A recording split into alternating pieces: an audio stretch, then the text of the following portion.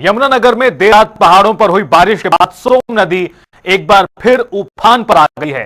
रंजीतपुर के गांव धनोरा के पास पुल के ऊपर से करीब 2 फीट पानी बह रहा है, जिससे आसपास के गांव में दहशत है। नदी का पानी खेतों, सड़कों, घरों या यूं कहा जाए कि जहां तक जा रहा है सबको डुबा दे रहा है।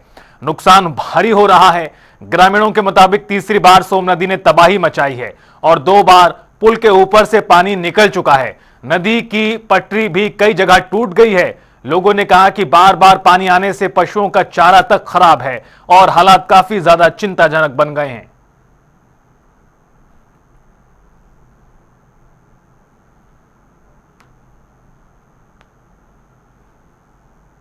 नुकसान तो है, तो पानी इसका कौन सा फायदा है भाई? है गोड्डा गोड्डा पानी फेंकता मत जाता होगा।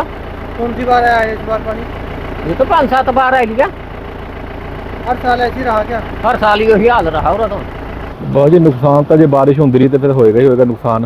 घर च भी पानी बाड़ी दे तो अगे 4 दीवारी की हुई है लोगों ने गेट अगे, तो अंदर पानी नहीं जा रहा, नहीं तो पानी तो है अंदर। गलियों में कितना फुट पानी? गलियों के 2 से 3 फुट। अच्छा, तो घरों से बाहर निकलना मुश्किल हो रहा होगा? हाँ मुश्किल है जी। अब पशुओं का क्या हालात है? पशुओं का हम डंगर है भी नहीं इन्ने किसी को। 1-2 घर हैं जिनके पास डंगर है। अच्छा, तो फसलों में तो इस बार फसल का पूरा पानी घूम रहा है कितना जी।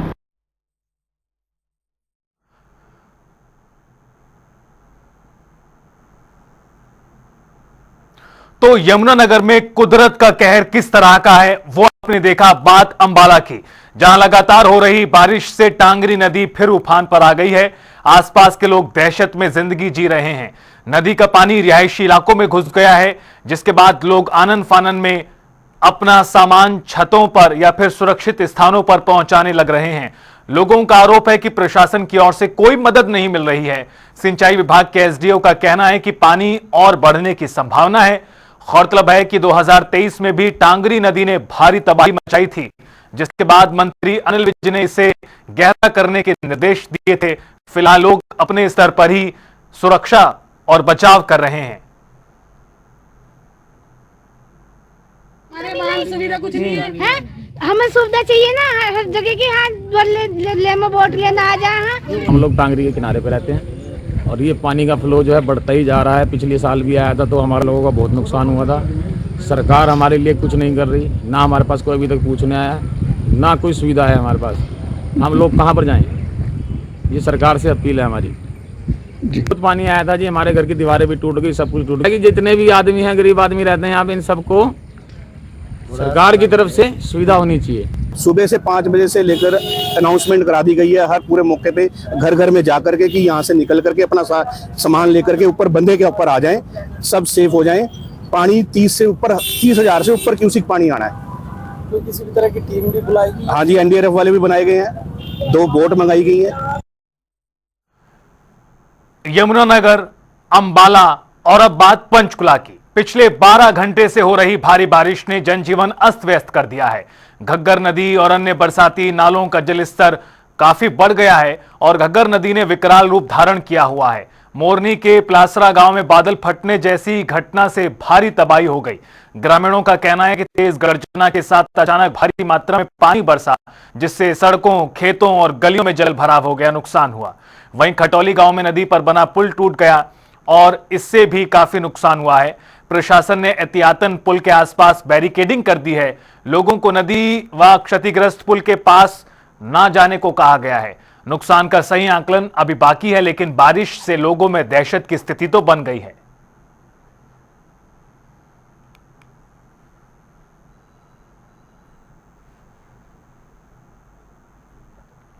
तो आपको बता दें कि सबसे पहले हमने आपको दिखाया किस तरह से यमुनानगर और उसके बाद साथ लगता अंबाला और उसके इस तरफ पंचकुला, तो जिस तरह से ये हरियाणा के उत्तरी जिले हैं उन पर किस तरह की कुदरत की मार इन दिनों पड़ रही है, वो उसके दृश्य, उसकी भयावता, उसका स्तर, ये तस्वीरें बता रही हैं। इतने बुरे हालात में लोगों को जिंदगी जीनी पड़ रही है।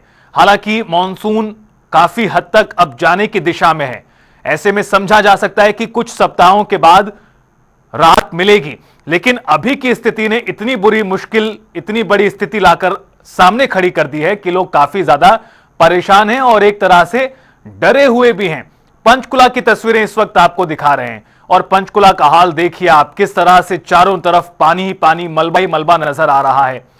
पुल टूट गया और ऐसे में पुलिस प्रशासन ने भी लोगों से एहतियात बरतने के लिए कहा है। तस्वीरें ये देखिए आप, किस तरह से पुल बीच में से टूट गया और पानी अपने साथ सारा का सारा जो मलबा था वो बहाकर आगे ले जा रहा है। काफी ज्यादा नुकसान हो रहा है कई जगहों पर। 3 तस्वीरें और तीनों जगहों पर भारी तबाही। उफान पर है घग्गर नदी, आसमानी आफत से नुकसान बरकरार है, नदी पर बना पुल टूट गया है। ऐसे में लोग सुरक्षित स्थानों पर जाने की जद्दोजहद कर रहे हैं और इस बीच उनका यह भी आरोप है प्रशासन पर कि कोई मदद नहीं मिल पा रही। लगातार तस्वीरें जिस तरह की आ रही हैं, काफी ज्यादा नुकसान हो रहा है, यह साफ तौर पर नजर आ रहा है। हरियाणा से पहले पंजाब के हाल इसी तरह के बने हुए हैं पिछले 4-5 दिनों से। उसके पहले हिमाचल प्रदेश के हालात बने हैं, उत्तराखंड के हालात बने हैं, उधर जम्मू में काफी ज्यादा नुकसान हो चुका है। तो पूरा जो उत्तर भारत इन दिनों है काफी ज्यादा मुश्किलों में जी रहा है। लगातार होती पहाड़ों पर बाढ़ और उसके बाद जब पानी नीचे मैदानी इलाकों में आ रहा है तो नुकसान आगे बढ़ा रहा है अपने साथ।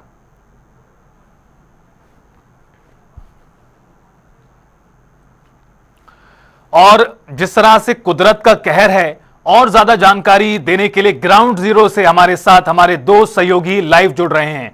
यमुनानगर से हमारे साथ हैं सरबजीत बावा हमारे संवाददाता, और राघव विज हमारे साथ अंबाला से जुड़ चुके हैं।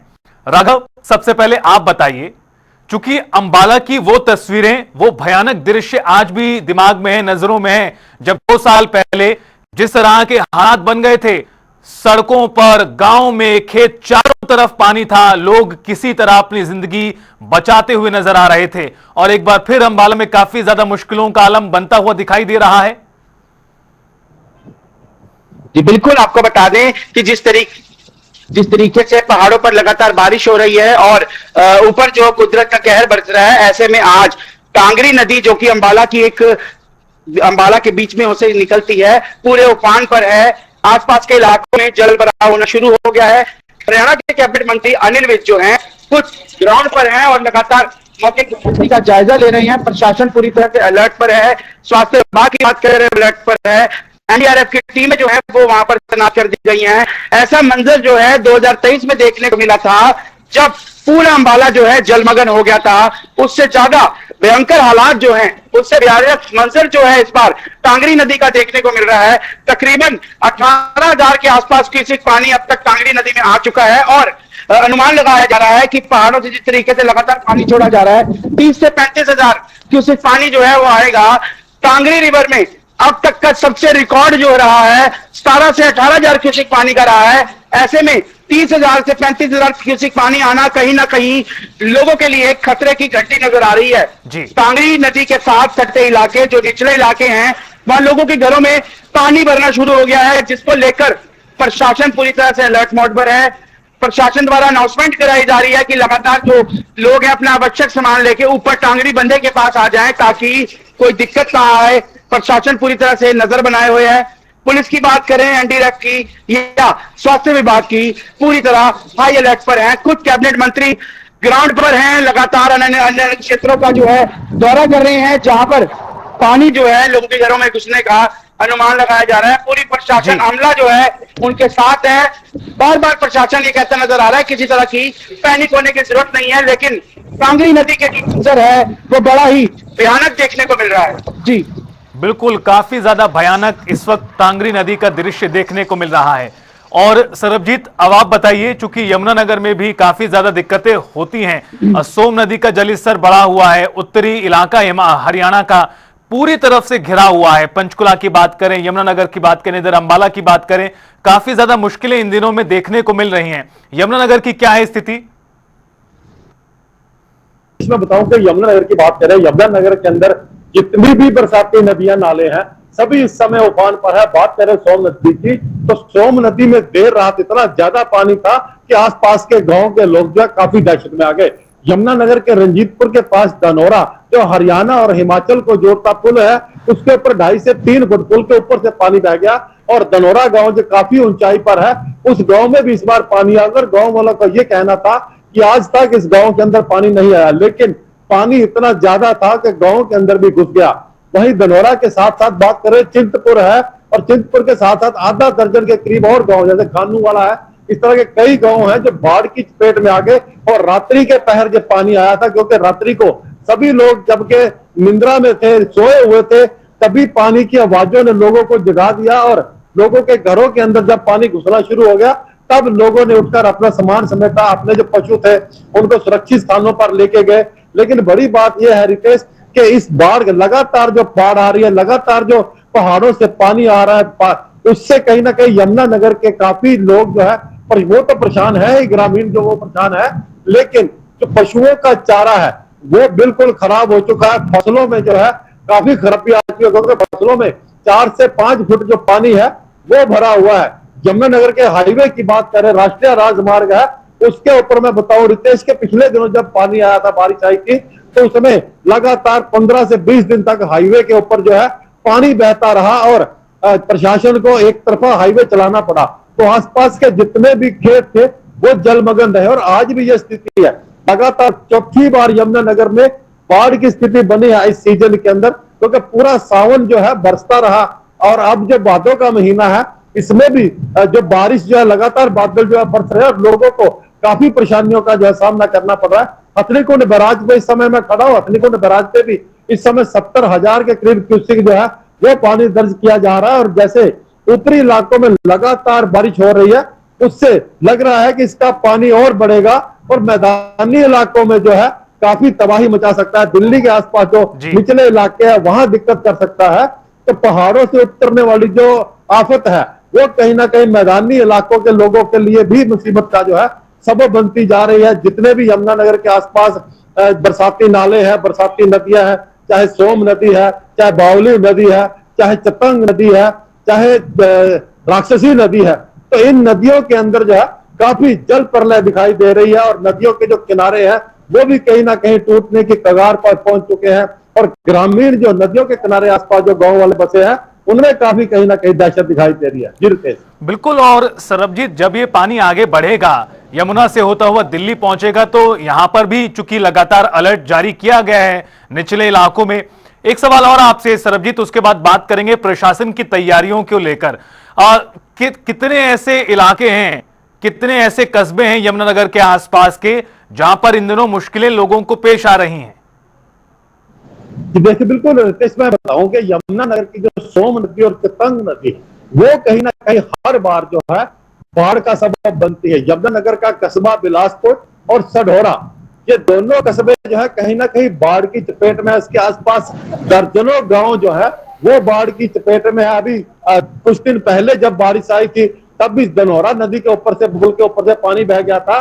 तो बिलासपुर के अंदर बताओ, जो कस्बा बिलासपुर है उसके अंदर भी 2 से 2.5 फीट पानी जो है वो देखा गया था। आसपास के गांव और सड़कें पूरी तरह पानी से लबालब थी। तो आज भी यही हालात होते नजर आ रहे हैं, क्योंकि इस बार जो है पानी, हालांकि सोन नदी के अंदर 10,000 क्यूसेक पानी की क्षमता है, लेकिन 23,000 क्यूसेक जो पानी है वो ऊपर से कहीं ना कहीं आ जाता है। पहाड़ों के ऊपर बादल लगातार फट रहे हैं, तो उसका खमियाजा मैदानी इलाके के लोग जो है उनको भुगतना पड़ रहा है। और काफी अगर रंजीतपुर से बात करें, धनौरा से बात करें, अगर हिमाचल की बात करें, तो हिमाचल से एक तरफ यमुनानगर का धनौरा एरिया लगता है, वही दूसरी तरफ काला आम एरिया, और वही तीसरी तरफ पोंटा साहब जहां मैं इस समय खड़ा हूं हथनीकुंड बैराज पर, ये एरिया लगता है। यमुनानगर 3 एरिया ऐसे हैं जो हिमाचल के साथ लगते हैं। वही साथ ही उत्तराखंड भी यमुनानगर को करता है। तो ये है जो सारे पहाड़ी एरिया है, और पहाड़ों में जो लगातार बारिश होती है तो उसका असर कहीं ना कहीं यमुनानगर और इसके आसपास के इलाकों को जरूर देखना पड़ता है। तो बिल्कुल। और सरबजीत, जिस तरह की तस्वीरें हैं वो अपने आप में भयावह स्थिति को बता रही हैं। आप, जब मैं लौटूंगा आपके पास, तो आप एक बार हथनीकुंड बैराज की तस्वीरें भी दिखाने की कोशिश कीजिएगा, क्योंकि इस जगह पर अक्सर भीड़ रहती है, लोग पहुंचते हैं यहाँ पर आनंद लेने के लिए, इस दृश्य को देखने, लेकिन अभी काफी खौफनाक मंजर यहाँ पर है। राघव, आप जरा बताइए कि लोगों में कितनी दहशत है, लोग कितना सहम गए इस तरह के हालातों को देखकर? जिस प्रकार से उनको सूचना मिली और कांगरी जो है अपने उफान में नजर आने लगी, उसके बाद ही लोगों के अंदर वही दहशत का माहौल बन गया जो आज से 2 साल पहले 2023 में देखने को मिला था। अफरा तफरी का जिस तरीके से 2023 में माहौल था, लोग अपने घरों से सामान लेकर ऊपर कांगरी बंधे और सड़क के ऊपर जा बैठे थे, वही मंजर इस बार देखने को मिल रहा है। आपको बता दें जिस हिसाब से कांगरी नदी फिलहाल जो है अभी काफी उसकी खुदाई तक की गई थी ताकि आसपास के इलाकों में जो है पानी ना घुस सके, उसके बाद भी पानी जो है ऊपर से जो कहर बरस रहा है हिमाचल में, वहां से जिस तरीके से पानी आ रहा है, तो कांगरी नदी का आया उफान अपने आप में देखना बहुत ही भयानक मंजर है। ऐसे में लोगों के अंदर काफी दहशत का माहौल है, लेकिन बार बार जिला प्रशासन की बात करें, कुछ दलील जो है लोगों को समझाते हुए नजर आ रहे हैं कि घबराने की जरूरत नहीं है, मैं आपके साथ हूं, पूरा प्रशासन आपके साथ है। और पूरा प्रशासन का अमला जो है सड़कों पर अनिल विज के साथ घूमता हुआ नजर आ रहा है और कहीं ना कहीं लोगों को समझाते नजर आ रहे हैं कि किसी तरह का पैनिक ना क्रिएट हो और घबराने की जरूरत नहीं है। खुद अनिल विज ग्राउंड पर जो है लगातार फीड ले रहे हैं, ग्राउंड पर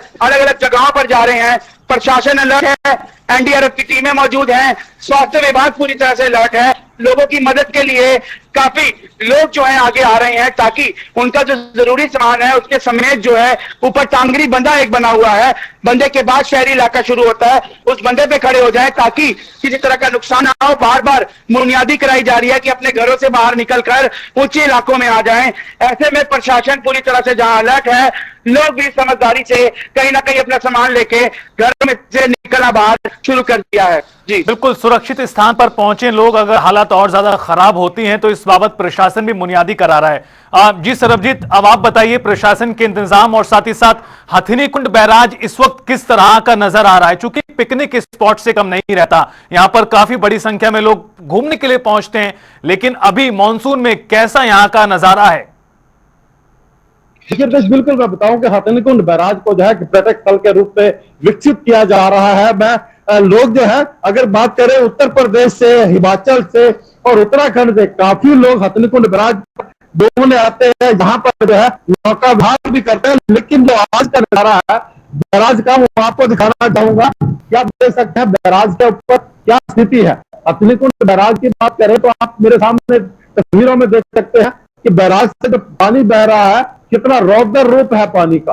तो ये कहीं ना कहीं देखा जाए तो बिल्कुल भयानक स्थिति है, डरावने वाली स्थिति जो है वो पानी की है। लेकिन अगर प्रशासन की बात करें, प्रशासन की तैयारियों की बात करें, तो प्रशासन द्वारा हालांकि बरसातों के सीजन को देखते हुए हर तरह से इसके इंतजाम जरूर किए गए थे, लेकिन जितनी बरसातें हुई हैं, जितना यहाँ पर जो है पानी आया है ऊपरी इलाकों से, उसने कहीं ना कहीं जिला प्रशासन के जितने भी इंतजाम थे उनको कहीं ना कहीं जो है धराशायी करके रख दिया है, ध्वस्त करके रख दिया है। लेकिन देखा जाए तो ये जो ऊपरी इलाकों से जो आपदा आई है उसने प्रशासन को जो है घुटनों पर लाकर खड़ा कर दिया और लोग जो है कहीं ना कहीं प्रशासन के खिलाफ जो है जमकर कई बार नारेबाजी भी कर चुके हैं, प्रशासनिक अधिकारियों से भी मिल चुके हैं, क्योंकि आपदा जो है काफी बड़ी है और ये लगातार आपदा जो ऊपरी इलाकों से जो ऊपर से बढ़ती आ रही है, आकाश से जो उतरी हुई आपदा है, वो कहीं ना कहीं लोगों को मुसीबत में जरूर बिल्कुल। और कितने दिन और इस तरह के हालात रहेंगे, ये भी बेहद बड़ा और गंभीर सवाल है। बहुत शुक्रिया फिलहाल आपका सरबजीत और राघव विज इस पूरी जानकारी को साझा करने के लिए, तस्वीरें हम तक पहुंचाने के लिए।